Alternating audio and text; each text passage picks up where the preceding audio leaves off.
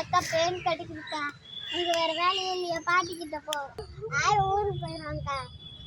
நான் விளையாட போறேன். வேற யாருக்கிட்ட எடுக்க சொல்லு போ. ப்ளீஸ்க்கா, நான் எடுக்க மாட்டேன். என்னடா பேன் எடுக்கிறதுக்கு என்னடா இப்படி பண்ற?